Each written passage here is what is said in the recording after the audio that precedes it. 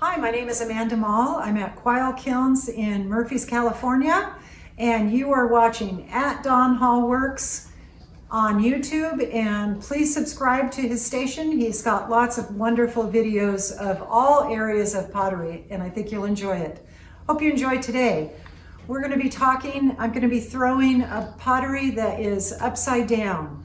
It's a fun technique. It's for specific situations, maybe not for everything, but I'll show you a couple of different ways that you can use the upside down technique of throwing. So here we go. First thing I'm going to do is I'm going to throw off of the hump a base, and I'll explain to you how it's going to be used at the end of the video or as we progress. So I'm just going to take a little bit of the top of the clay and throw a little base that I will put on the pot. Okay, so we're going to be throwing a small base for the pot to sit on. And I like to put a little shape in it. And there is some cleanup work that you can do after the fact by using carvings or a slip to do different design work, but we're just going to have this nice little base to put our upside down pot on.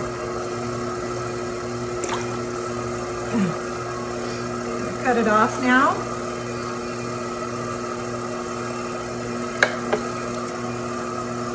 Oops, I don't have my wire. Thank you, Dawn. Okay. So that's our first, whoops.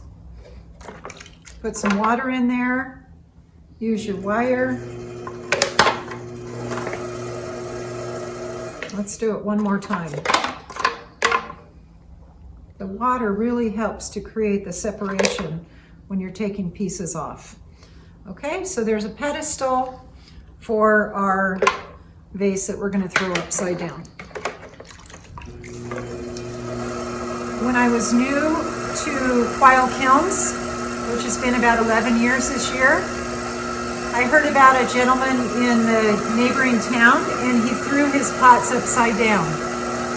And I was confused about how did he do that. I asked my studio partner, and she looked up to the ceiling with a great perplexity. So Bill Vaughn is his name, and he came to our studio, and that was my first question. Bill, how do you throw upside down? So basically what we do is we go all the way down to the back, open it up. I'm not making this extremely wide, but you can really get some wide pots down to the bottom.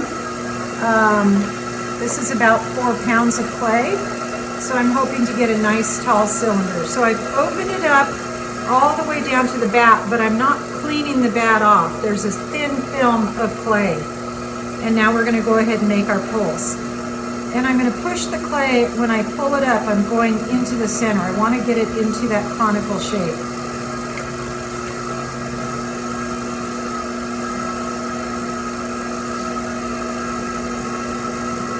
And when you have it in a nice conical shape, it's going to give you more structure.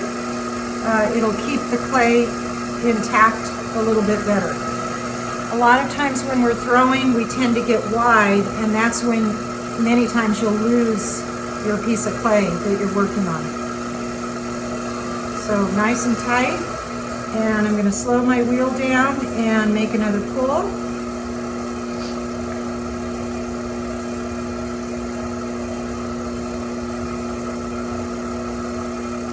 Slow and consistent. All the way up. I think I could probably make one more pull and then we'll start closing it in.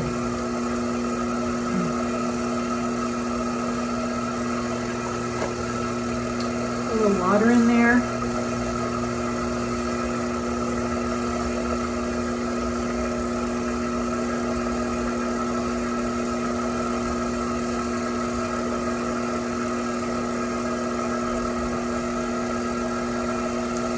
When you bring things together, you don't want the lip to be too thin because that will cause some rippling when you're bringing it in. So you want to bring it in slow and steady, and you also want to start a little bit lower than where you actually want the top to go in. So I'm giving it a hug almost halfway down to start bringing that top in.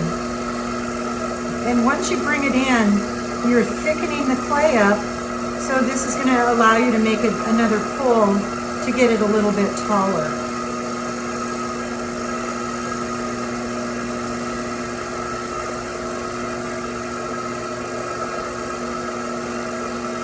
So we'll go up a little bit taller.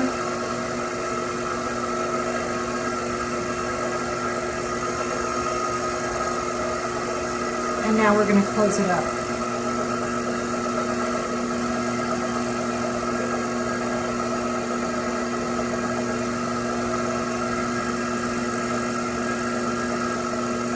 Once you've closed it up and you've captured the air, you can manipulate it a little bit. I have thrown them where I push in the sides, and you'll get some different shapes, which I'll show you in a little bit, of a completed piece.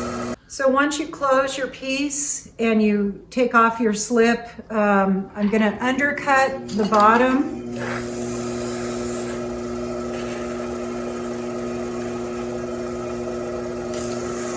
And we're going to let it set up, and it will set up for a period of time, so it's a soft leather hard, and then you're going to install it on the base that we just threw. So we'll see how that works. Okay. All right, so I'm wiring this off. The parts have been drying for about 3 hours. Okay, so these pieces I threw earlier, this is my little pedestal, and I'd like to get it centered.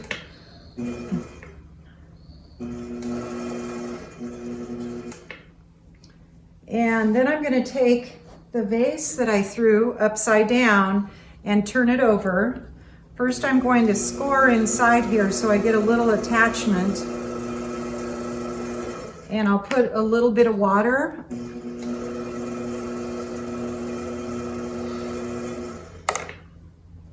And then I'm going to put this in the pedestal. It's a little on the wet side, and I'm going to hope it's level.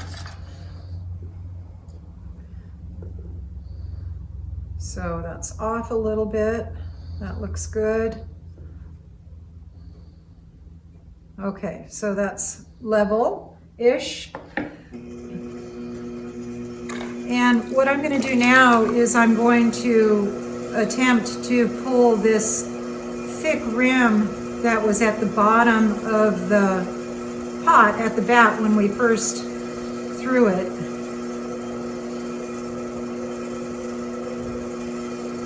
I could have cut that piece off, but I thought I would challenge myself today.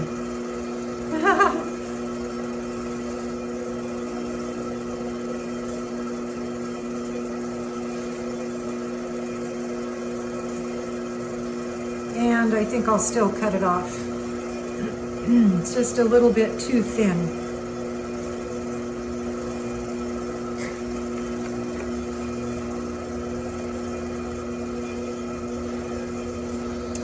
And you can pull this clay up a little bit. You can put coils on it.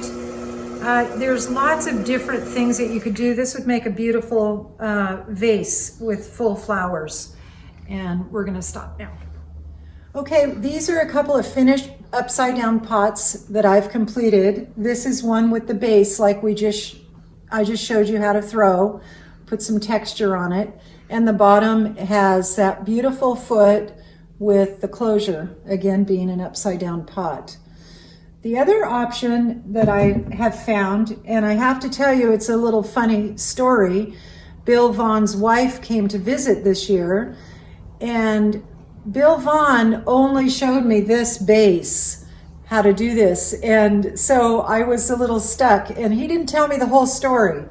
So what I have discovered is I can put a slab on the bottom and have just a nice flat bottom. And this I pinched out. I flared it out, and I'm planning to put some gold luster on it. I think it's going to be quite lovely. And you can see when it was upside down, I was able to put some shapes on it. Okay, the other thing that we did, this is another one with the bottom as a flat slab on it. And then this was carved and raku fired. Came out quite gorgeous. And this I call my jewel, which again was thrown upside down. I put a slab and then pinched some feet, and Raku fired it with some beautiful carving. Okay, the other thing I wanted to show you is I've made a wonderful bird bath. And again, the same concept of throwing it upside down. So I actually threw it this way, and I was able to get the right refinement on the pot. And then I put a slab inside, and then I threw the other pot upside down this way. And the nice thing is having that excess clay, you can do some decorative treatment. And that's the base of the bird bath. And then of course I have the bowl that's going to go up on top.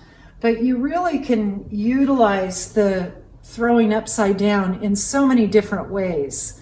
Hope you enjoyed the video. Don't forget to subscribe to @DawnHallWorks on YouTube, and we appreciate you watching the show. Thanks.